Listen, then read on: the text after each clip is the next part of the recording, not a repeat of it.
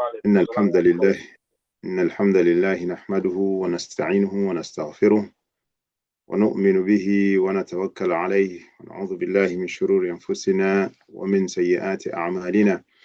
من يهده الله فلا مضل له ومن يضلل فلا هادي له.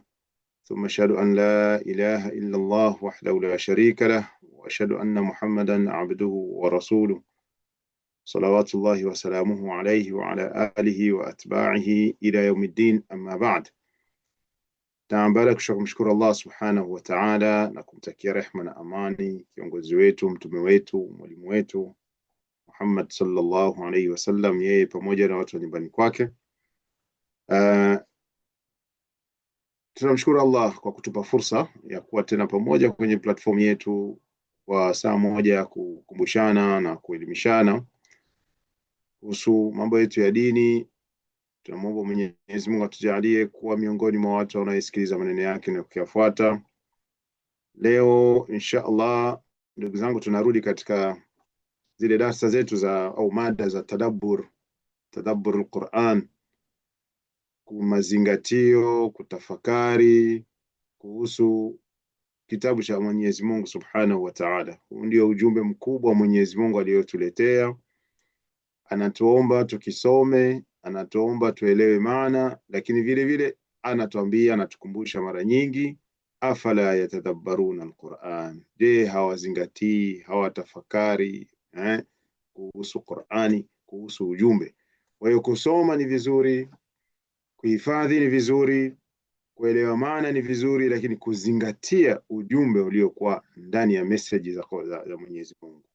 Kwa hiyo ni muhimu sana. Inshallah tutakuwa mara kwa mara tunarudi katika kuchambua baadhi ya aya na kutafuta mazingatio na hikma ya Mwenyezi Mungu Subhanahu wa Ta'ala. Maneno ya Mwenyezi Mungu ni mazito, maneno ya Mwenyezi Mungu haishi utamu, maneno ya Mwenyezi Mungu haishi hikma. Naam. Kwa hiyo leo insha Allah Mwenyezi Mungu ametujalia tuweze kufanya tadabbur katika moja katika sura kubwa katika Qur'ani, ambaye ni surat al-Baqara. Hatufanyi tadabbur sura nzima, lakini tumechukua ujumbe fulani au baadhi ya aya. Ukitaka kufaidika vizuri, kuanzia aya ya 65 ya 67 mpaka 93. Kawapendeza mtu unachukua hata Qur'ani yako ya Kiswahili ukaitizama kuanzia 67 mpaka 93.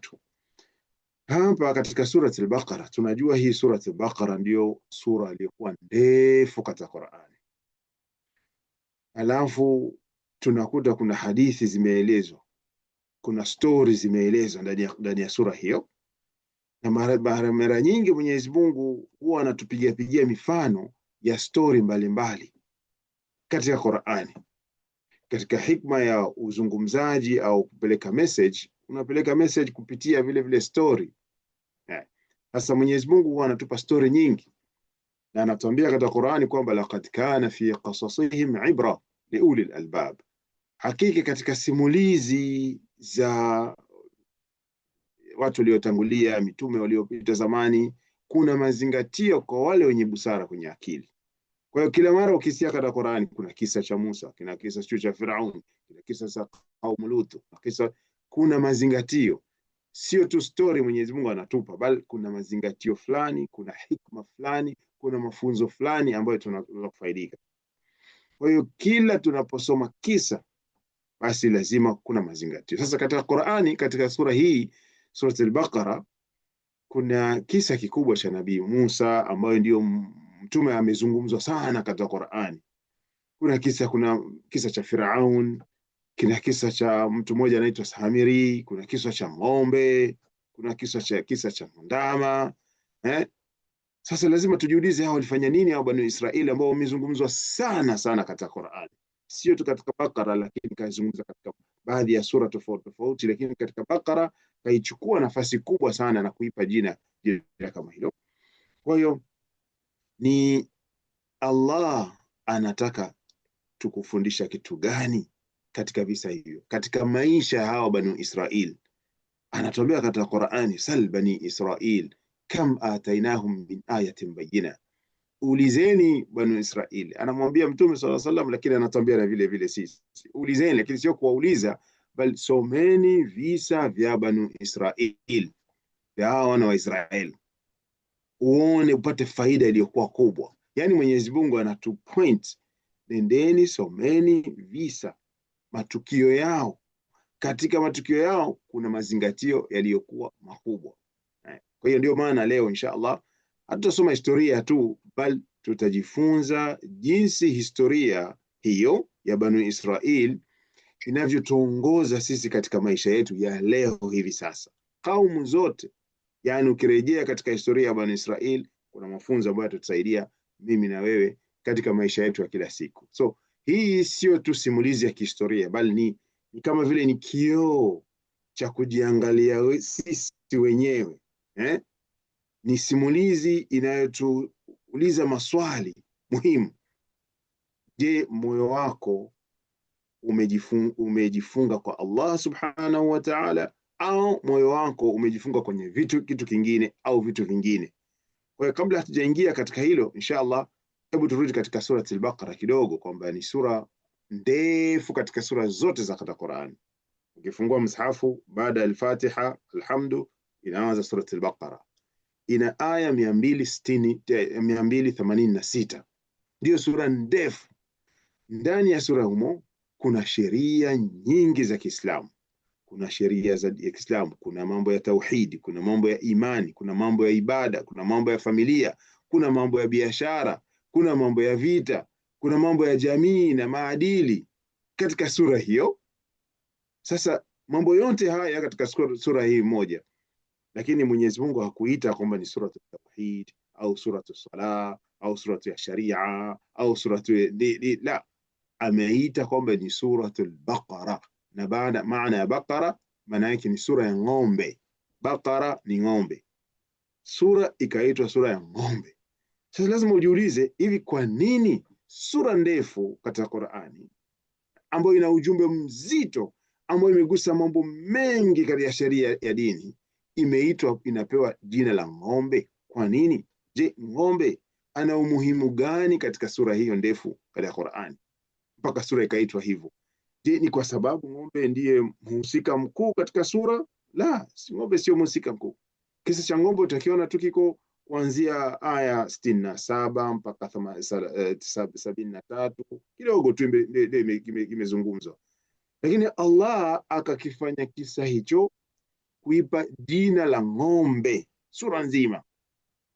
Hii kwa ilmu ya tadabbur, ya kutafakari na mazingatio ya Qur'ani, lazima ujiulize, hivi kwa nini Mwenyezi Mungu kaita hii sura, kaipa jina la ng'ombe? Hichi kisa cha ng'ombe kina kitu gani? Kina mazingatio gani eh? Kwa hiyo ni muhimu sana kwa mtazamo wa wanazuoni wa tafsiri na tadabbur. Jina hili linatokana na tukio pekee lililotokea kwa wale Banu Israil walioamrishwa kumchinja ng'ombe eh? Kisha baadaye hawakufuata amri ya Mwenyezi Mungu, wakazidi kukanusha amri ya Mwenyezi Mungu. Lakini ndani ya simulizi hiyo pia kuna mafunzo makubwa ambayo yanahusika na kumuasi Mwenyezi Mungu, yanahusika na kukosa kumtii Mwenyezi Mungu, yanahusika na kuuliza maswali kila wakati ndio mafunzo yatakuwa hapo. Kwa hiyo inshallah, kwa muda wetu mdogo, nitawapa tu kwa mukhtasar kwamba unaposoma hii, tumeanza aya 67 mpaka 93, tunakuta kuna visa viwili. Kuna kisa kinaitwa kisa cha ndama al-ijli. Ndama ni ile ng'ombe mdogo yule, anaitwa ndama kwa Kiswahili, English wanaita calf, Kiarabu wanaita al-ijl. Alafu kuna kisa kingine cha ng'ombe. Kuna ng'ombe mkubwa mwenyewe na ng'ombe ule mdogo anaitwa ndama. Kwa hiyo kuna visa viwili, kisa cha ndama, ng'ombe mdogo, na kisa cha ng'ombe yenyewe. Kisa cha ndama, ametuambia Mwenyezi Mungu ni kwamba walikuwa wakimwabudu huyu baada ya Nabii Musa kuacha kisha waokoa Mwenyezi Mungu, na Nabii Musa akawaacha, akaenda zake kwa Mwenyezi Mungu miqat. Mwenyezi Mungu akarudi, wakaanza kumwabudu ule ng'ombe, walimtengeneza wakaanza kumwabudu. Kisa cha ng'ombe, walivyoamrishwa Mwenyezi Mungu kuamrisha kuchinja ng'ombe, baadaye wakamchinja, lakini wakaendelea kumuasi Mwenyezi Mungu. Hivyo ndio visa viwili viko hapo, kisa cha ndama na kisa cha ng'ombe. Sasa katika tadabbur ya Qur'ani, unaposoma usisomi tu kwa haraka haraka tu ukapitia moja kwa moja kisa ndio kwa hivi ilikuwa hivi wamechinja wafanye. La, Qur'ani haitupi story kwa kutaka kupata tu habari na ilikuwa hivi walikuwa hivi. La, kuna ibra katika kila kisa ambacho Mwenyezi Mungu anatupa. Kwa hiyo hapa kuna mabadiliko ya kuna jambo la kuvutia. Kwanza walimpenda yule ndama wao, wakampenda sana mpaka kufika kumwabudu. Kisha baadaye wakaamrishwa kuchinja ng'ombe. Unaona? Kwa hiyo mara nyingi Mwenyezi Mungu akawapa mtihani, anawapa mtihani, na Mwenyezi Mungu anatupa mtihani mara nyingi kwa kile kitu ambacho umekipenda sana moyoni mwako, umekiweka sana ndani ya moyo. Hapo Mwenyezi Mungu anakupa test, anakupa mtihani katika hilo. Kwa hiyo tutapitia kidogo kuhusu visa viwili hivi kwa haraka haraka na kupata mazingatio yalikuwa vipi. Sawa? Kwa hiyo tunaona kwamba Surat al-Baqara imeitwa ni Baqara, sura ya ng'ombe, kwa sababu ya haya matukio mawili tu. Ndio maana ikaitwa. Lakini haya matukio ndio yanabeba mazingatio na mafunzo yaliokuwa makubwa. Sawa? Mpaka kiasi kwamba Mtume sallallahu alaihi wasallam anatuambia, iqra'u surat al-Baqara fa inna akhdhaha baraka wa tarkaha hasara, kwamba someni surat al-Baqara. Kuisoma Baqara ni surat al-Baqara ina baraka kubwa, na ukiacha basi ni na majuto makubwa. Akasema wala tastati'uha al-batala. Sura hiyo, yani unapoisoma kwa kuzingatia na kumtegemea Mwenyezi Mungu, wachawi hawawezi kusimama, hawawezi kuwa na nguvu kwenye surat al-Baqara. Allahu Akbar. Paka katambia kwamba katika hadithi nyingine, mfanye nyumba zenu kuwa makaburi, kwa sababu sheitani hanakimbia nyumba ambayo inasoma surat al-Baqara ndani yake. Kwa hiyo ni sura ambayo tumehimizwa, sio tu kwa kiholela tu kuhimizwa, kwa sababu ina ujumbe uliokuwa mzito. Haujui kusoma, basi iplay hata kwenye simu yako. Ukiweza kusoma, soma hata page moja angalau. Una mtoto kija kusoma, usikosi kuisoma hata mara moja kwa wiki, kwa sababu ina ujumbe mzito na ni kinga iliyokuwa kubwa sana. Shetani mwenyewe haingii kwenye nyumba ambayo inasoma ndani yake surat al-Baqara. Sasa kwa nini sura hii mpaka imefika kuitwa Baqara? Ni kwa sababu ya hivyo visa viwili. Ina ujumbe mkubwa. Katika surat al-Baqara kuna ayat kursi ambayo aya ndio kubwa, lakini haikuitwa surat al-Kursi. Katika surat al-Baqara kuna mambo ya saumu Ramadhani, lakini haikuitwa hilo jina. Katika surat al-Baqara kuna mambo ya haji, lakini haikupewa jina la haji. Imekuja kuzungumzia kupewa jina la ng'ombe kwa sababu ya haya matukio mawili ambayo mafunzo yake ni makubwa, yaliyokuwa kubwa, yanahisi kuhusu kumtii Mwenyezi Mungu na kujisalimisha kwa Allah, tena bila masharti. Ndio ujumbe wote ulikuwa hapo. Kwa hiyo inshallah tutapitia haraka haraka ili tuone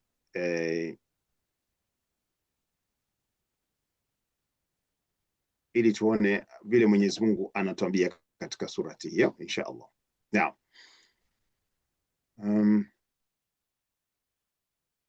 Naam, hebu tuanze ya upande wa kwanza inshallah. Kitu cha kwanza tuelewe surati al-Baqara, kama tulivyosema, ndani yake ina ujumbe mwingi sana na mpaka ikafika kuitwa hivyo.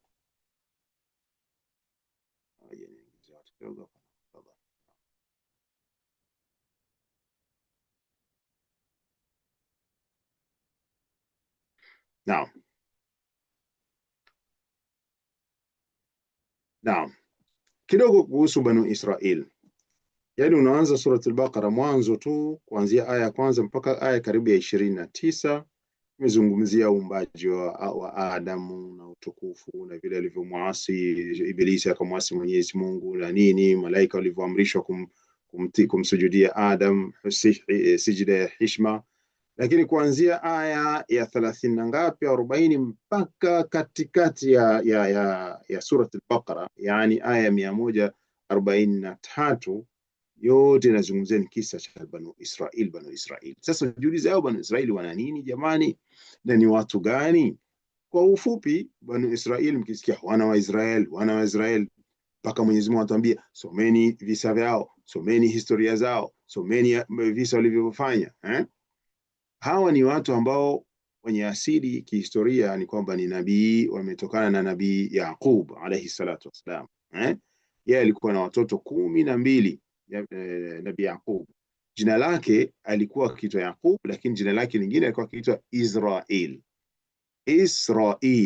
Okay? Sasa wakisema Banu Israel, yani watoto wa Israel, yani watoto wa Yaqub. Wala watoto wake 12 wakiwemo ndani yake Nabiyullah Yusuf.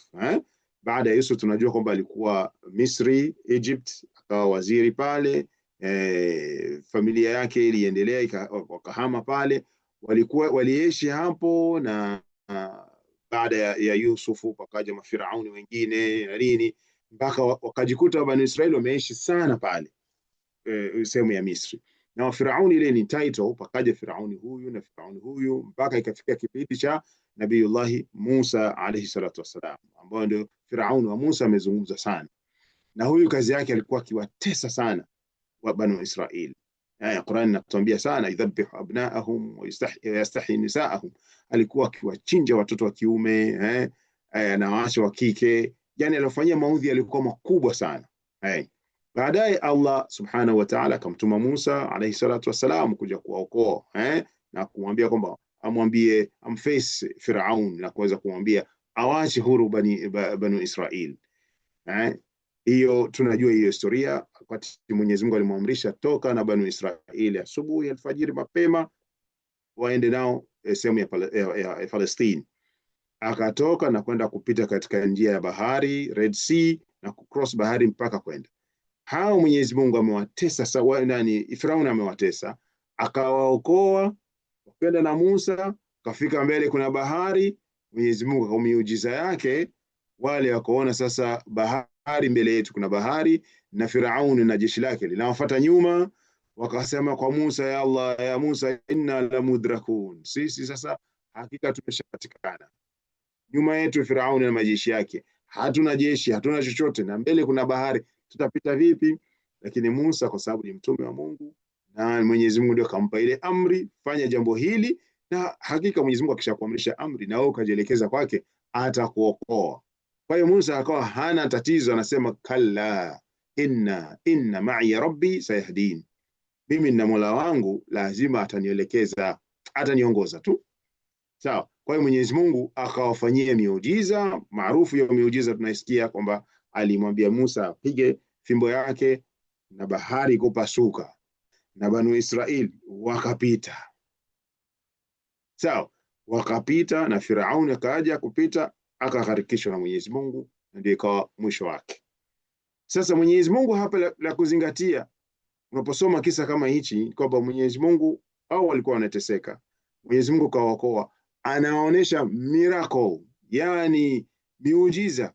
Unajua kuna ile miujiza tunasikiaga ilikuwa hivi, lakini sometimes Mwenyezi Mungu anakuonyesha muujiza hai live kabisa. Bahari inapasuka, mnaiona mpaka yote imekuwa kama vile ni mlima, maji yanaishia hapa na maji yanaishia hapa, njia katikati ya watu wanapita. Hii ilikuwa ni muujiza wazi kabisa. Wanapita miujiza, wanafika mpaka mbele. Sasa tukio lilikuwa vizuri ni kwamba walipookoka, wapookolewa, wanaendelea sasa huko Palestine.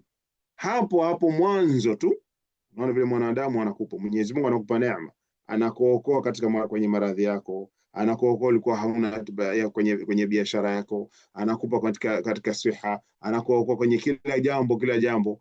Hapo sasa anakutizama Mwenyezi Mungu, utakuwa vipi? Hao wakaendelea kwa sababu walikuwa bado hawajamuelewa Mwenyezi Mungu na kumuasi. Wanakuta mbele kuna watu wanaabudu mti, kumwambia Musa, ij'al lana ilahan, hebu tufanye sisi tu na Mungu kama vile wale wako naabudu Mungu wao kwenye mti. Musa anamwambia, lakini nyinyi vipi? Yani wewe mmeshaokolewa na Mwenyezi Mungu, Mungu ameonyesha alama na dalili ya kuwa amewaokoa na muujiza, alafu mnataka muabudu Mungu wa mti kama vile hao. Na vile mwanadamu alivyokuwa. Mazingatio tunakwenda na hayo kwamba Mwenyezi Mungu anakupa neema, kuliko kuirecognize ile, kuikumbuka ile neema na ukazidi kumshukuru, hapo hapo bado ungali unamkufuru. Sasa haikutosha, wametoka pale, wameshapita tena, wakaendelea tena mbele, wakafika Palestine. Musa amekaa nao pale. Mwenyezi Mungu sasa akamwita Musa aende kufanya miqat, aende kwa Mwenyezi Mungu kumpa Taurat. Katika Qurani tunaambiwa hile katika sura Al-A'raf, wa'adna Musa 30 laila wa atmamnaha bi10. Yani wameshafika sasa, wameshaokoka, wameshatoka ile Misri, wamefika pale, wameona, wamekaa. Musa akamwambia sasa, jamani kaeni hapa. Na Musa tabana alikuwa na ndugu yake Harun, na yeye alikuwa nabii. Akamwacha pale, akamwambia maana mimi nakwenda kwa Mwenyezi Mungu kwenye mlima wa Tur ule. Akakaa pale siku 40. Mwenyezi Mungu amesema hivyo, kwani tulimwahidi Musa siku 30 kisha tukazitimiza, ongeza 10 zikatimia 40. Hivyo Musa alikaa siku 40 mbali na watu wake, bali kisha waokoa, kisha waweka pale, wametulia. Lakini kuna vitu vilivyotokea pale, na hapa ndio kwenye mahalu shahid vizuri, ili tuone yale matukio ilikuwa vipi. Kisa kinaendelea, na kisa hichi kiko katika sura Al-Baqara. Kidogo utaenda kwenye sura Al-Araf, utaona ile sura fulani Taha utapata kidogo kidogo vitu kama hivyo. Sasa wakafanyiwa miujiza na Mwenyezi Mungu, mambo mengi ya miujiza. Musa alipokuwa hayupo kurudi, basi alipokuwa hayupo, pakatokea mtu mmoja katika Banu Israeli anaitwa As-Samiri. Yule akaanza kuwatengenezea sanamu.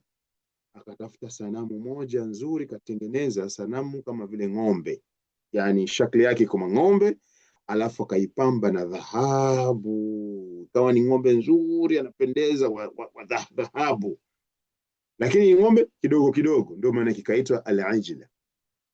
Anasema Mwenyezi Mungu katika sura fa akhraja lahum ajlan jasadan lahu khuwaran. Yani yule Samiri, yani mmoja katika wao, akatengeneza kile, alafu akawaambia, akaweka pale kimependeza king'ombe. Akamwambia bwana Musa hayuko, hadha ilahukum wa ilahu Musa, huyu sasa ndio Mungu wenu. Musa hayupo, ndio ule Mungu wa Musa huyu. Musa sasa amekwenda, sasa katuachia, huyu ndio Mungu wenu. Na vile watu akaanza kuabudu, baadhi yao wakaanza kuabudu, ndio ule Mungu huyu, wakaanza kumwabudu.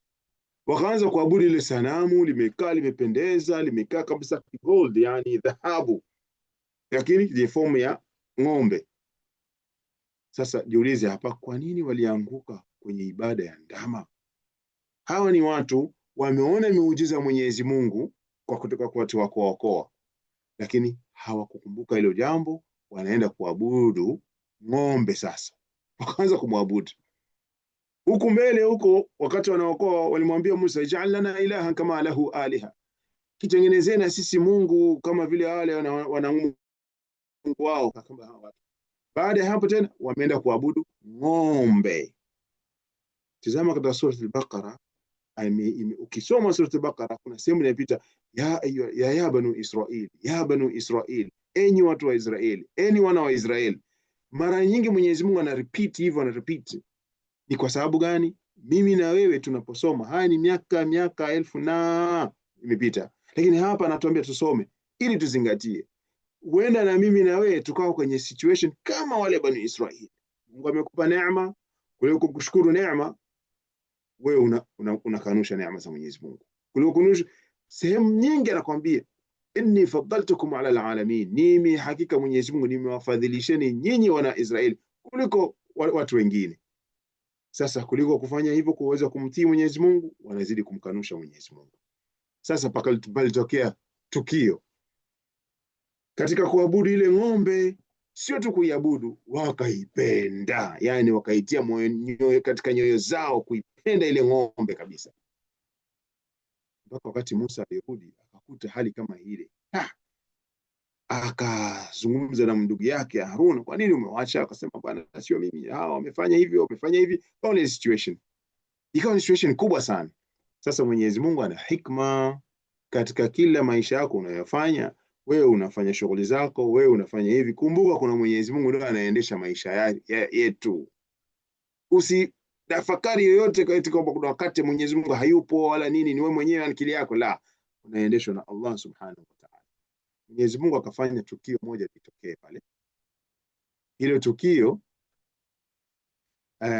ilikuwa ni tukio kubwa, kwamba mmoja katika Banu Israeli aliuawa na mwenzake. Alipouawa, wale wakataka kujua ni nani alimuua. Itokea ni historia iko ndefu, lakini kwa mukhtasar ni kwamba tukio lilitokea, mmoja kauawa. Alipouawa, ilibidi tujue ni nani kamuua. Sasa watajua nani? Hawamjui. Ni nani aliua? Hawajui. Ni nani aliua? Hawajui. Wenyewe wanajua Musa na Mola wa Musa. Wakaenda kwa Musa, ya Musa, hebu tuombee kwa Mola wako atutambie ni nani aliyomuua huyu ndugu yetu miongoni mwetu. Anasema Mwenyezi Mungu, wa idh qataltum nafsan fadara'atum fiha wallahu mukhrijum ma kuntum taktumun. Anaambia kumbukeni mlipomuua mtu mkaanza kulaumiana, kila kikundi, nini, pengine ni watu fulani bwana, pengine ni watu fulani, wenyewe kwa wenyewe wanalaumiana. Lakini Mwenyezi Mungu anasema alikuwa Mwenyezi Mungu atafichua yale mliokuwa mnayaficha. Mwenyezi Mungu akafichua yale. Kivipi alifichua? Baada ya kumwambia Musa, Musa akasema basi ngoja nimuulize Mola wangu, kwa Mwenyezi Mungu. Mwenyezi Mungu akamwambia okay, sawa, wanataka kujua mtu aliyeuawa na mwenye shahidi, wallahu mukhrijum ma kuntum taktumun, Mwenyezi Mungu atayafichua yale ambayo mnayaficha. Hapo Mwenyezi Mungu akamwambia Musa, waambie hivi, inna Allaha ya'murukum an tadhbahu baqara, hakika Mwenyezi Mungu anawaamrisheni mchinje ng'ombe. Huku mwanzo tunakumbuka wamekaa na ng'ombe wao ule mle mdogo wa dhahabu, wakimwabudu, wakimpenda, wakifanya ibada zao hapo. Kisha mmetokea tukio, Mwenyezi Mungu anamwambia kama mnataka kujua yule aliyemuua, basi na kuamrisheni chinjeni ng'ombe. Hapa sasa ikawa ni shida. Chinje ng'ombe. Sisi tunampenda ng'ombe. Sisi tuna mapenzi ya ng'ombe yako ndani ya, kama vile jamaa zetu wa Kihindi, ng'ombe kwao ni Mungu. Yani subhanallah, mtu anaikaa chini, ng'ombe inakojoa, yule mkoja unamiminikia kwa nani? Kwa yeye ni blessing, ni baraka. Ndugu zetu wa Hindi, ukienda kule kwao utaona vile wanavyofanya. Yani una mapenzi makubwa kiasi kwamba hawezi kuthubutu kula nyama ya ng'ombe. Kama vile mtu unapopenda kitu kinajaa ndani ya moyo. Sasa Mungu akawapa test. Sasa simekanusha amri zangu, nimewaokoeni, nimewafanyieni na miujiza Banu Israeli. Sio tu miujiza kupita baharini, la, kuna miujiza ule aliwaletea manna wa salwa. Kama mtaona kwenye visa kwamba palikuja ukame mkubwa sana kile kipindi, mpaka njaa ikaingia, mpaka wanarudi kwa Musa, ya Musa, tuombe kwa Mwenyezi Mungu bwana atupe chakula. Mpaka Mwenyezi Mungu akawateremshia manna wa salwa, chakula kutoka mbinguni kinakuja. Unaona hivi wanakula, baadaye tu wanageuka, sasa chakula kutoka mbinguni bana, atupe chakula vegetables, yani kina miti shamba, tuone vile inavyokuwa. Yani walikuwa ni watu ajabu. Pakaja desert, jua kali la ajabu. Mwenyezi Mungu akaleta cloud, yani kuwafunika ili kwa kupunguza jua. Hiyo yote ni miujiza Mwenyezi Mungu anawafanyia. Sasa alipoamrisha haya, mnataka kumjua yule aliyemuua, Mwenyezi Mungu anawaamrisheni mchinjeni ng'ombe. Wakaanza kuzungumza sasa, yani tuchinje ng'ombe na huku tunafanya ibada ya ng'ombe. Wakamwenda kwa Musa akamwambia, atatakhidhuna huzwa, yeye unatufanyia mzaha, maana hii ni kejeli unatufanyia wewe Musa. Yani sisi tunakuambia mengine, unatuambia Mungu anatuambia tuchinje ng'ombe. Musa akamwambia hapana, a'udhu billahi an akuna min al-jahilin. Kwa Mwenyezi Mungu, kwa miongoni mwa watu wasio na ujinga kama huu. Kwa hiyo hawakumwamini Musa, wakaanza sasa kumuuliza, lakini wakajaa sasa tufanyaje? Na sisi tunataka tumjue mtu aliyemuua. Basi baadaye wakaanza sasa baada Musa tuambie ni ng'ombe, wakaanza sasa maswali. Hebu tuambie, ma launuha, huyu ni ng'ombe wa aina gani? Tuambie, muulize Mola wako, ni ng'ombe wa aina gani? Musa anaenda kumuuliza Mwenyezi Mungu, innabaha baqaratun la faridun wala bikrun awanun baina dhalika, umri wake uko vipi, rangi yake iko vipi, safrau launuha tasurru nadhiri. Wakauliza kila wakaenda nauliza, wanauliza ni mkubwa, ni mdogo, ni mzee, ana rangi gani, ana umri gani, yani ikawa ni maulizo, wanauliza mpaka mwisho Mwenyezi Mungu kawaambia ni ng'ombe wa aina hii na hii na hii, rangi yake iko hivi, rangi iko safra, yani iko yellowish, yani njano njano kama vile ile gold ile ya ile, mpaka vile wakaenda kutafuta hiyo ng'ombe, wakatafuta aina hiyo ng'ombe mpaka wakaipata ng'ombe fulani, wakaja kumchinja. Lakini walipomchinja wakaendelea vile vile kumuasi Mwenyezi Mungu. Na hapa Mwenyezi Mungu, kisa cha ng'ombe ya kuabudiwa al-ijla, ile ndama, na hii ng'ombe nyingine ya kuchinjwa. Ile al-ijla, ile ndama waliabudu, sawa, na hii nyingine kuambiwa na Mwenyezi Mungu, wakaanza kuleta maswali, iko ni rangi gani, niko hivi. Lakini Mwenyezi Mungu sasa akazungumza jambo zuri sana, akasema katika Qur'an, katika sura aya 93 pale tunazungumza, asema wa ushribu fi qulubihim al-ijla bikufrihim, yani baada ya kufri yao, kukanusha Mwenyezi Mungu na nini, Mwenyezi Mungu asema wa ushribu fi qulubihim, nyoyo zao zikajazwa mapenzi ya ile ng'ombe ndama walikuwa wakiabudu. Wanaipenda, basi Mwenyezi Mungu akajaza mapenzi ya ile ya ng'ombe ndani ya nyoyo zao.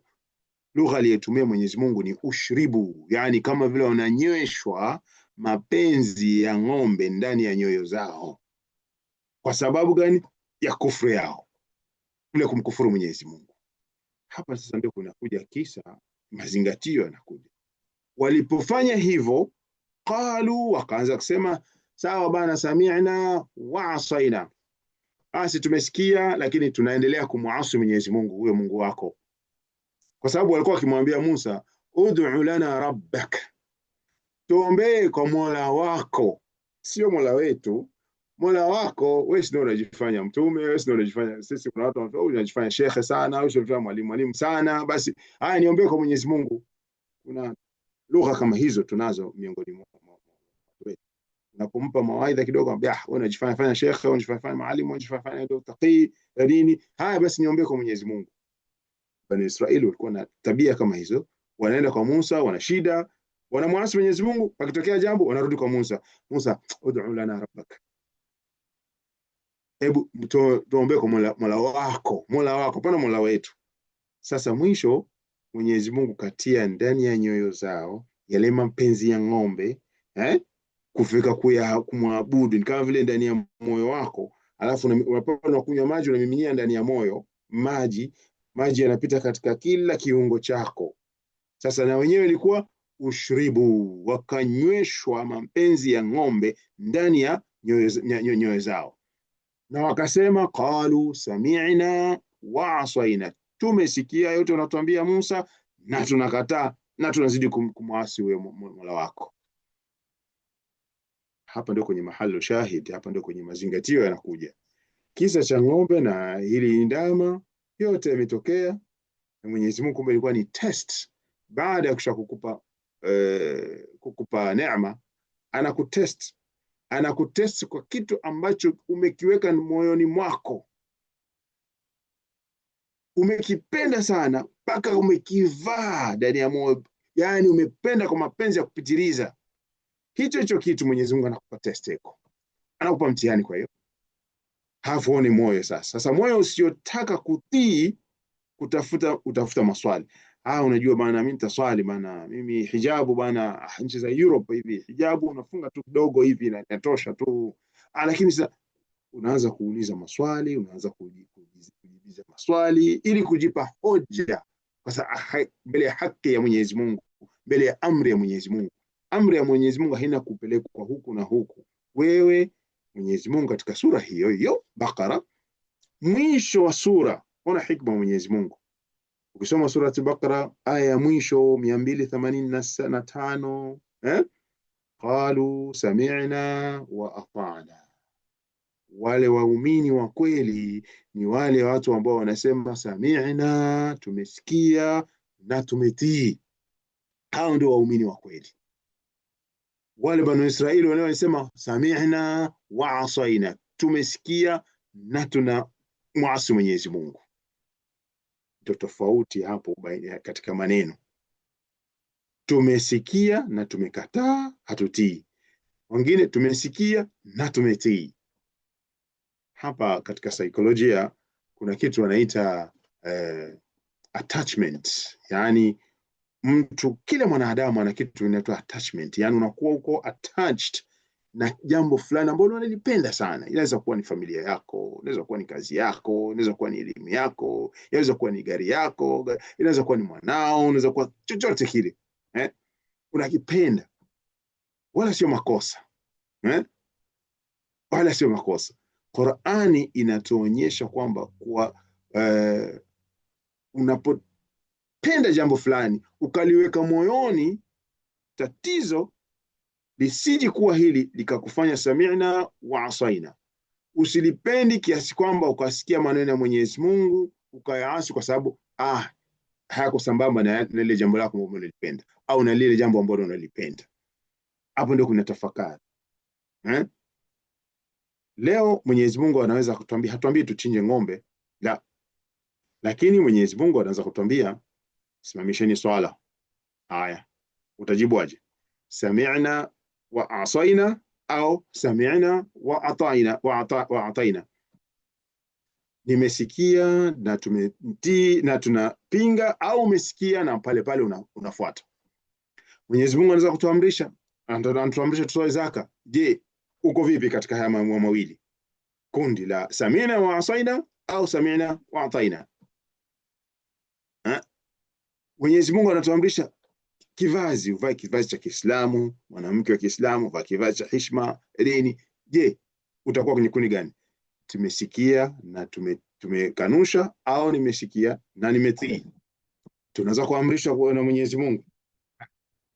Tunaamrishwa na Mwenyezi Mungu tuamrisha Mwenyezi Mungu kuacha riba. Tunaishi katika nchi ambayo riba, wala sio tu nchi za Uingereza, ni nchi zote za duniani riba imezagaa. Vipi utakuwa kwenye kundi gani? Nimesikia na nimeasi, au nimesikia na nimetii? Banu Israili ukiwa kwenye ufuata wenyewe ilikuwa ni sami'na wa asaina, tumesikia na tumeasi, na walipewa miujiza yote ya live muujiza. Sasa mwisho wa surati Baqara nakwambia waumini msiwi kama Banu Israil, muwe sami'na wa ataina, na tumetii. Tumesikia na tumetii. Mwenyezi Mungu anatuambia lindeni ulimi wenu. Vipi? Sami'na wa asaina au sami'na wa ataina. Fungeni macho yenu dhidi ya mambo ya haramu. Samehe ule aliyokukosea. Utafanyaje? Hapo ndio kwenye mazingatio makubwa. Sasa unaona kisa cha ng'ombe tu imewekwa sura kubwa ndefu pana na mambo mengi, lakini imekupa tu story ndogo. Sura Bani Israil walifanya mambo mengi, lakini story ya ng'ombe hapo imekuja kutumalizia jambo muhimu sana. Hapa inatizama kitu gani? Sio story ya nyama ule ng'ombe, la. Ni hadithi kumbe kuhusu moyo wa mwanadamu, moyo wa mu'min. Ni hadithi ya mtu anayejisalimisha kwa Allah, tena bila masharti, bila maswali, kwa sababu Mwenyezi Mungu akasema sami'na na tunatii. Hii ni hadithi kuhusu mtu ambaye anayefanya akili yake ndio anaiweka mbele kuliko mafunzo, kuliko wahi ya Mwenyezi Mungu, au kuliko sunna za Mtume sallallahu alaihi wasallam, mpaka ikamfanya anakosa kumtii Mwenyezi Mungu kwa sababu ameweka akili mbele. Kile anachokipenda ndio kimekaa zaidi moyoni mwake. Katika sehemu inayofuata ile tunaita ile attachment theory katika psychology, wanasema mtu unapopenda jambo fulani, kama Bani Israeli walipenda ndama mpaka moyo umejazwa mapenzi. Sasa attachment ni vizuri kupenda jambo, lakini lisikufanyi kuja kumkosea Mwenyezi Mungu, lisikufanyi ile sehemu ya Mwenyezi Mungu ukaweka kile kuliko kuweka Mwenyezi Mungu pale. Hiyo ndio inaitwa attachment theory, kwa sababu attachment theory ni uko ndani ya moyo wako. Kuna mtu anampenda mwanae, yani kiasi kwamba hata swala zitampita, hali ya kuwa ndani ya moyo wako anayetakiwa kana kuwa hapo sio chochote isipokuwa Allah subhanahu wa ta'ala, ndani ya moyo. Kwa hiyo kisa cha ndama, Banu Israel walimpenda mpaka wakamwabudu. Jiulize wewe, ndama wako ni nani? Kitu gani ambacho unacho kiko ndani ya moyo wako ambacho unakipenda sana? Naam, utasema ukiabudu, lakini hicho kitu kinaweza kukukosesha kuswali vizuri, kinaweza kukukosesha kumwasi Mwenyezi Mungu. Kisa cha ng'ombe, aliambiwa wameamrishwa kumchinja kwa amri ya Mwenyezi Mungu. Sasa tunaondoa kwenye historia ya ng'ombe, tunakwenda kwenye maisha yetu sisi, kwa sababu Qur'ani haitusimulii tu visa ili tuvione kama historia ya watu waliopita. La, Allah anataka kutujuza hiti kwamba mimi na wewe tujiulize, mimi ninamwabudu nani moyoni mwangu, au kitu gani kiko ndani ya moyo wangu ndio ninakipenda sana kuliko kila kitu? Je, ni Mwenyezi Mungu au kuna kitu kingine? Watu wa psychology wanaita attachment theory. Sawa, ipende, lakini isifanyi kwamba ukakipenda zaidi kuliko Mwenyezi Mungu. Nafasi ile usimweke yoyote isipokuwa Mwenyezi Mungu. Kwenye attachment theory kwa Muislamu, weka pale ile sehemu ya kina ya moyo wako, Allah ndio awe pale. Vingine vyote na psychology ya Kiislamu wanatuambia weke mkononi mwako, kwa sababu ukimpenda mwanadamu sana ukamweka hapa, akikukosea tu khalas utaumia moyoni. Mweke hapa, akikukosea basi umeanguka hapo. Mweke hapa, amekufa basi imekuwa nini, lakini hapa pakae Allah subhanahu wa ta'ala. Mwenyezi Mungu anatuambia zuyina linasi hubbu shahawati minan nisa'i wal banin wal qanatir al muqantarati min adh-dhahab wal fidda, katika sura Al-An'am. Watu wamepambiwa kupenda. Kupenda kitu sio makosa, kupenda watoto, wanawake, mali, sijui nini, vyote. Kupenda vitu hivi ni sehemu ya maumbile ya mwanadamu, wala sio tatizo. Tatizo sio kupenda, tatizo ni ile attachment. Kupenda nani zaidi? Kupenda nani zaidi? Na nani utamweka pale? Bani Israel walifanya kumwabudu mpaka wakafanya ushribu fi qulubihim al-ijla, wakanyweshwa kabisa mapenzi ya ndama, na wakapenda mpaka wanaambiwa chinje, wanaanza kuuliza ni nani, yuko vipi, yuko haje ini. Sasa ukiyaleta sasa katika maisha yetu, ndugu zangu, mimi na wewe hatuendi kwenye ndama wala hatuna ng'ombe, la, hatusujudi ng'ombe wa dhahabu wala ndama. Lakini swali linakuja, je, hakuna ndama ndani ya nyoyo zetu kama vile ilivyokuwa Bani Israel? Kila zama ndama ina ndama wake. Yani, katika zama za Musa ilikuwa ndama wa dhahabu ile. Katika zama zetu hizi tunajiuliza sasa, mimi na nyinyi, anaweza kuwa mtu ndama ndani ya moyo wake ni nini? Mali yake. Hajali chochote when it comes to mali, kutafuta pesa yake, kama swala itampita, kama itafanya nini, hajali. Biashara inaweza kuwa ni ndama yako, ng'ombe yako ndani ya moyo wako. Kuna mtu biashara yake, bana biashara bana, hata riba siku hizi bana, utafanyaje? Biashara haendi bila riba. Hakuna, sehemu zote, benki zote ni riba, kwa hiyo hakuna. Kuna mtu ndama wake ni cheo, position. Katika position yake atamsahau Mwenyezi Mungu, atafanya mambo yote, lakini cheo chake akilinde. Kuna mtu ni maarufu wake, profile ile, celebrity wake, bana sisi watu fulani, bana sisi mimi hivi, mimi na profile hivi. Ile profile yake basi ndio iko moyoni mwake. Afadhali akose mengine, alinde profile yake. Kuna mtu ndama yake ni familia, kabila. Sisi ni kabila fulani, sisi ni familia tukufu, vipi ni hivi. Anafanya vitu mpaka ndio viko moyoni mwake, mpaka vingine vinamkosea Mwenyezi Mungu. Bwana wewe kwanza ulimwambia Mwenyezi Mungu aweke kwenye kabila fulani? Ulimwambia Mwenyezi Mungu aweke kwenye race, rangi fulani? Hakumwambia. Lakini atakwambia, atakuonesha bana, na inachukua nafasi kubwa ndani ya moyo wake. Kuna mtu ndama wake ni muonekano wake, vile alivyo nje, sijui vitu gani. Kuna mtu ndama zetu siku hizi ni mitandao ya kijamii. Tizama mitandao ya kijamii, unaipa na masaa mangapi kwa siku unakaa katika mitandao ya kijamii? Fanya tu wewe mwenyewe tu binafsi, tizame masaa mangapi unakaa katika mitandao ya jamii. Fanya tu test mwenyewe, alafu tizame, na masaa 6. Kumbe nikikalculate vizuri najikuta na masaa 6 kwa siku. Katika masaa 6 umemwabudu Mwenyezi Mungu mara ngapi? Katika masaa 6 umefanya kazi ngapi? Umefanya hivi. Kumbe unajikuta una masaa 6 katika mitandao ya kijamii. Mitandao ndama yako inaweza kuwa ni mpira, team football. So tutapenda football, lakini haijakatazwa.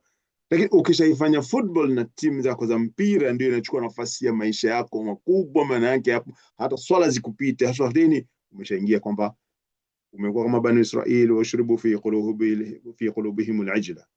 Umeshanyweshwa wewe mpira ndani ya moyo wako. Ndama yangu kama mitandao ya kijamii, basi washribu fi qulubihim, mitandao ya kijamii. Umenyweshwa ndani ya nyoyo mapenzi ya mitandao ya jamii mpaka ina consume moyo wako. Biashara zako ndio nani? Ushribu fi qulubihim tijara. Biashara zako nimejazwa Mwenyezi Mungu, kisha kujaza mapenzi hayo mpaka unamsahau Mwenyezi Mungu. Anasema Mtume sallallahu alaihi wasallam, ameangamia mtumwa wa dinari kwa pesa. Kasema tena, ameangamia mtumwa wa dinari, ameangamiwa mtu atakuwa mtumwa wa pesa, mtumwa wa pound, mtumwa wa dola, mtumwa wa euro. Ameangamia. Maana yake hapa kusema kwamba mwenye dinari au mwenye pesa kaangamia, la. Kasema mtumwa, taisa abdu dinar, mtumwa wa pesa, basi ameangamia. Sio mwenye pesa. Kwa nini? Kwa sababu pesa ndiyo iliyokuwa inamtawala. Kaipenda mpaka Mwenyezi Mungu, ile mapenzi yamejaza ndani ya moyo, yanamtawala sasa yenyewe. Za kuamuru ufanye hivi, za kuamuru biashara yako, mambo yote unavyotaka. Hivi ni vitu halali ndugu zangu, sio vitu vya fitna. Yani vitu vya halali vyaweza kuwa ni fitna kwetu, na ndio somo ambalo tunalo hapa. Kwa mukhtasar sasa, somo tunalo ni kwamba watu wengi hudhani fitna ni pombe au ni zina au kamari. La, sio hivyo.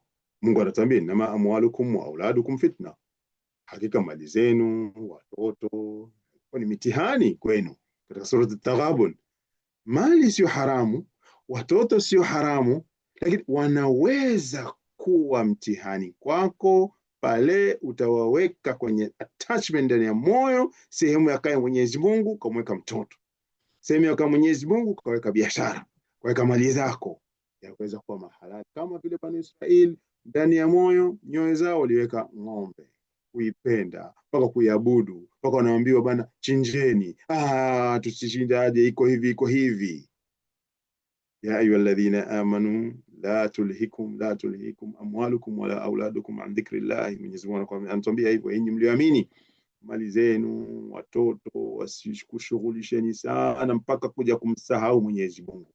By extension amezungumzia mali na watoto, lakini vile vile amezungumzia vitu vingine. Sasa tunakuja kuipanua vya kuja kuharibu na kuweza kuharibu ule uhusiano wako na Allah subhanahu wa ta'ala. Kwa hiyo tatizo si kuwa na biashara, Tatizo ni pale biashara yako inapokufanya uache swala. Tatizo sio watoto, ni pale watoto wanakufanya usimtii Mwenyezi Mungu. Mtoto amekataa kuvaa hijabu na wewe umekubali. Nini? Kwa sababu unampenda sana. Tatizo si kuwa na simu ya mitandao ya jamii, la. Tatizo ni pale ile simu yako inakushughulisha sana mpaka huna muda wa Qur'ani, huna muda wa tasbihi, huna muda mambo mengine mazuri. Tatizo sio kuwa na pesa, ni pale ile pesa yako zinapokufanya ukakubali riba, ukakubali dhulma, ukakubali rushwa, ukakubali na nini. Hapo ndipo panakuja tatizo. Kwa hiyo tuhitimishe ndugu zangu, Sura al-Baqara kubwa katika Qur'ani, tumetuambia tuhimiza sana tuisome kwa sababu ni kinga kwetu, ni baraka kuisoma, lakini sio kuisoma tu, kuzingatia ujumbe katika Sura al-Baqara. Moja katika ujumbe ni kwamba imeitwa ng'ombe, sura ya ng'ombe. Kwa nini? Pale nakumbuka kisa cha Hawa Bani Israeli, walipewa kila aina ya kheri, ni miujiza kila aina, lakini hatimaye wakamfika kumwabudu ile ng'ombe kwa sababu wamempenda sana, na wakati wanaamrishwa wanaanza kuulizwa maswali, yuko vipi, na kukosa kumtii Mwenyezi Mungu. Sasa kuna kitu kinaitwa katika Kiingereza attachment and submission. Kwa moyo wako kaelekea kwenye jambo fulani lile lifanye likakufanya mpaka kujisalimisha kwa Mwenyezi Mungu, ukawa na mtihani kwako. Attachment and submission, at-taalluq wal istislam. Hapa hivi vitu lazima tunavitizama. Mu'min hapimwi kwa vitu alivyo navyo. Ukitaka kumpima mu'min, humpimi kwa vitu vyake, ana gari ana nini. Mu'min anapimwa na nafsi na nafasi ya vile vitu anavyo ndani ya moyo wake. Si tumeelewana hapa jamani? Namalizia darasa kwenye mafunzo yani hitimisho. Bani Israeli walipewa nini? Matokeo yao tumesikia na tunakanusha. Sasa sisi ni attachment na submission. Una kitu gani kiko ndani ya moyo wako? Na hichi kitu umekipa nafasi gani ndani ya moyo wako? Ukikipa nafasi kubwa ya Allah, basi elewa kwamba itakusababisha wewe kukosa kumtii Mwenyezi Mungu. Submission yako itakuwa na tatizo. Kwa hiyo ukitaka kupima mu'min, usimpimi au usijipimi wewe kutokana na vitu na majumba. Sawa, haina tatizo. Kipimo kinakuja ni nafasi gani yale majumba yako umeyachukua ndani ya moyo wako. Unaweza kuwa tajiri sana, lakini moyo wako umefungamana na Allah, sio na ule utajiri wako. Unaweza usiwe na chochote, lakini moyo wako umefungamana na dunia. Moyo uko kwenye dunia, unatafuta mpaka unajikuta huna muda na Mwenyezi Mungu. Kwa lengo la Uislamu si kutuondolea neema, la. Uislamu neema, utajiri, hivi, uraha, ustarehe, hivyo. Lengo la Uislamu ni kuhakikisha kuwa neema hazichukui nafasi ya mwenye neema. Mwenye neema nani? Ni mwenye neema Allah. Wama utitum min ni'matin fa min Allah. Neema yote ambayo umeipata inatokana kwa Mwenyezi Mungu. Ile zaidi. Kwa hiyo neema uliyokuwa nayo isichukui nafasi ndani ya moyo wako, nafasi ambayo ni ya Mwenyezi Mungu ambaye ndio mwenye neema. Una neema ya mali ni mali llahi, ndio Mwenyezi Mungu anatuambia katika Qur'an, mali llahi alladhi ataakum, mali ya Mwenyezi Mungu ambayo alikupeni. Sasa ile mali alikupa isichukui nafasi ndani ya moyo, kwa sababu nafasi ndani ya moyo ni Allah. Ndio Ibn Qayyim rahimahullah anasema maneno yake mazuri kwamba moyo umeumbwa kumpenda Allah. Kila utakapoijaza ukajaza moyo wako na kingine badala ya Mwenyezi Mungu, hautapata utulivu wa kweli ndani ya moyo wako. Maneno mazuri haya yasema. Moyo wote umeumbwa kumpenda Allah. Ni wewe sasa mwanadamu unachukua, unaweka ile nafasi mali, unaweka nafasi kabila, unaweka ile nafasi watoto, umelenga nafasi sijui cheo chako na nini. Ukishakuwa hivyo, basi muelewa kwamba hutopata utulivu. Kwa hiyo kwa mukhtasari kwamba tuwe miongoni mwa wale watu wanasema sami'na wa ata'na. Ndio mwisho wa sura al-Baqara. Imetuanzia huko kutupa kisa na kutuambia wamesema wanasikia na hawatii, na kuja kutukumbusha nyinyi Waislamu muumini, msiwe kama Bani Israil, jichunguzeni, attachment ndani ya moyo, pasikai mwingine isipokuwa Allah, pasikai mwingine isipokuwa Allah. Kwa hiyo chunguza. Haya, namaliza kwenye hii aya ya mwisho katika sura at-Tauba. Tumeona hivi vitu vyote sio makosa kuwa navyo. Makosa ni pale unavichukua vinachukua nafasi ya Mwenyezi Mungu. Hapo ndio kwa mtihani. Anasema Mwenyezi Mungu katika sura nzuri sana, sura at-Tauba, qul, anaambia Mtume sallallahu alayhi wasallam atuambie sisi, qul, waambie, in kana abaukum wa abnaukum wa ikhwanukum wa azwajukum wa ashiratukum wa amwalu iqtaraftumuha وتجارة تخشون كسادها ومساكن ترضونها أحب إليكم من الله ورسوله وجهاد في سبيل الله فتربصوا. Aya hii ndio tunamalizia hapa ujumbe nenda na hii aya sura at-Tauba, ambayo sura ya 9 aya 24. Sura at-Tauba aya 24, sura ya 9 aya 24. Anaambia mtume atuambie sisi, anaambia masahaba, anatuambia na sisi. Hii ni aya nenda nayo. Waambie, in kana abaukum, ikiwa baba zenu, yani wazazi wenu, wa abnaukum, na watoto wenu, wa ikhwanukum, na ndugu zenu, wa azwajukum, na wake zenu au waume zenu, wa ashiratukum, na familia yenu, ndugu zenu, familia, wa amwalu iqtaraftumuha, na mali ambayo mmeitafuta, mmeichuma, wa tijaratun takhshawna kasadaha, na biashara zenu na business zenu, kazi zenu mnazozifanya ambazo mnaoe zisije kuharibika, wa masakinu tardawnaha, na majumba yenu ambayo mmejenga, mmependa. Hivyo vitu vingapi hapo jamani? Hebu tuhesabu. Baba zenu, watoto, ndugu, wake na waume, familia, mali, business, kazi na majumba. Vitu vinane hivi ambavyo vyote hivi ni vitu vya halali.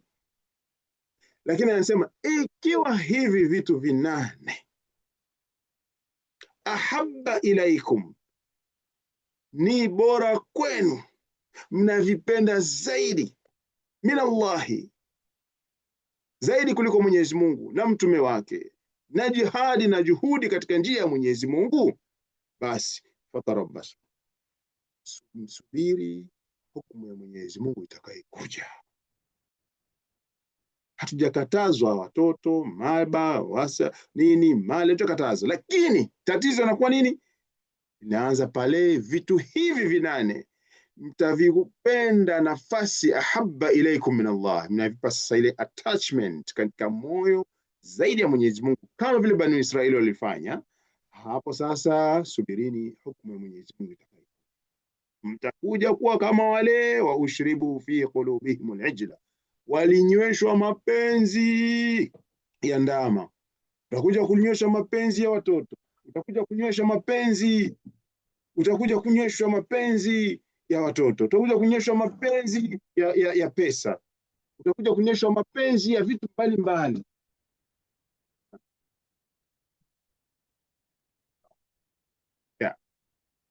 Tutakuja kuwa kama vile watumwa wa pesa, watumwa wa biashara, watumwa wa majumba, watumwa wa watoto, watumwa, na hivyo vitu ambavyo vya halali, kwa sababu umevimisplace, umeviweka nafasi ambayo sio nafasi yake, nafasi ya Allah subhanahu wa ta'ala.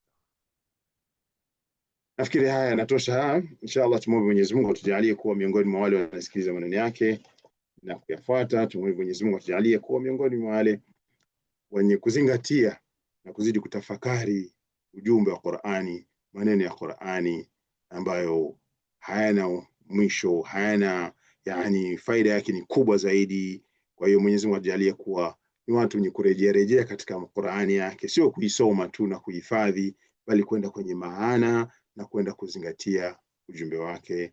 Wassalamu alaikum wa rahmatullahi wa barakatuh.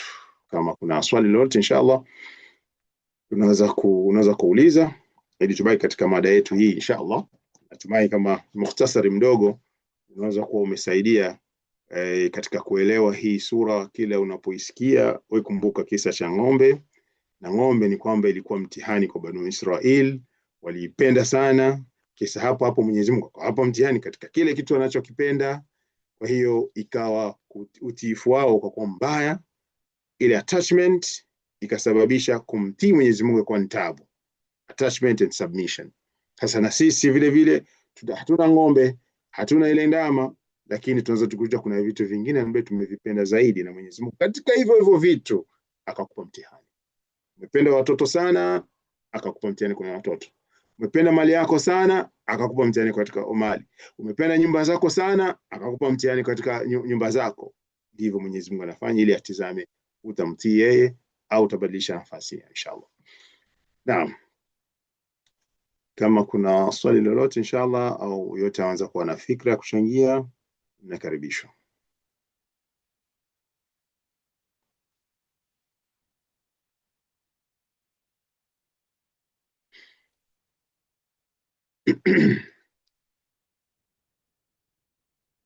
Naam. Darasa sijui limeeleweka. Ni sura muhimu, mnaisikiaga sana watu tunaisoma, tunaisikiliza. Kwa hiyo ni muhimu kusikia ule ujumbe katika sura hii inshallah. Yote unakaribisha kama una swali, lakini kama una any fikra ambayo umeipata unayo ambayo inaambatana na mada, itusaidie vile vile sote katika kuelewa inshallah. Naam.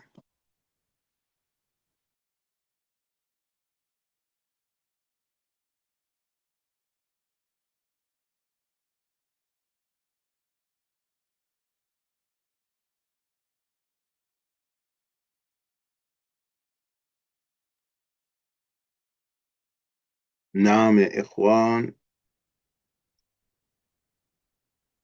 الشيخ حسن بصال vipi, una fikra yote? Bwana Hussein,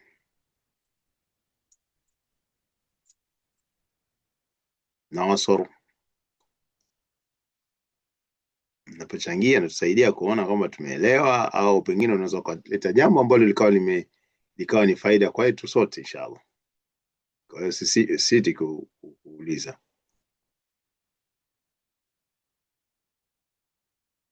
Sheikh Yusuf naona yuko hapo. Ustadh Amr.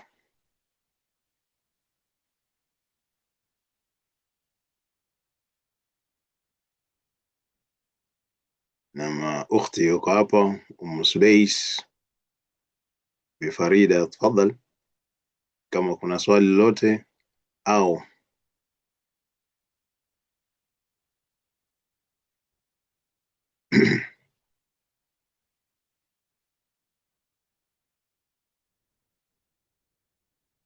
labda Ustadh Faisal naye kama ana mchango wote.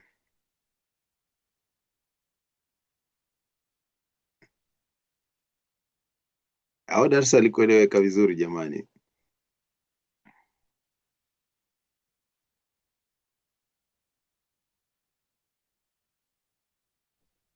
السلام عليكم ورحمة الله وبركاته. عليكم السلام ورحمة الله وبركاته. هلا شيخ يوسف. أهلا، كيف الحال؟ الحمد لله. أنا nafikiri limeeleweka, alafu ndo kwanza umelianza na ni darasa la kisa kirefu, kwa hiyo alhamdulillah. Pengine kwa wengi na kwa ni geni ndo kwanza analisikia, kwa hiyo alhamdulillah nafikiri imeeleweka vizuri. Naam. Inshallah tunategemea kupata ziada inshallah tukijaliwa. Inshallah. Naam, taban kama nilivyosema ni kisa ni kirefu, lakini haikuwa lengo la kuzungumza kuhusu kisa. Lengo ilikuwa ni mazingatio kwenye kisa. Ndio maana hatukwenda kwenye kisa, ilikuwa hivi, kwa sababu kienda kwenye kisa inataka darasa 2-3. Kwa hiyo lengo haikuwa kutoa kisa kirefu, ni mukhtasara kisa ili kupata mazingatio gani tunayapata, ndio katika tadabbur kuliko tafsiri, ili tuitazame mazingatio gani ambayo tunapata kwenye kisa hichi, na kwa nini Mwenyezi Mungu mpaka sura kubwa hiyo kaileta akaipa jina la Baqara. Ilikuwaje hiyo ng'ombe ilifanya nini mpaka ikaja nini? Leo hatuna ng'ombe, lakini tuna vitu vingine ambavyo vinachukua nafasi kama ile ya ng'ombe kwa Banu Israeli. Haya ndio ilikuwa mazingatio makubwa kwetu. Naam.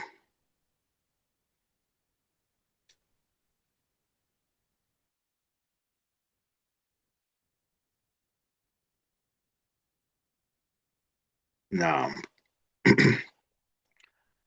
Kama hakuna swali au comment yoyote,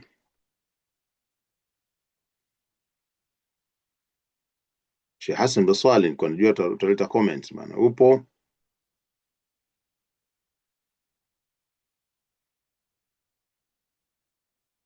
Ustadh Amr.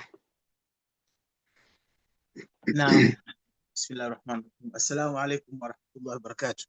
وعليكم السلام ورحمة الله وبركاته. أهلا.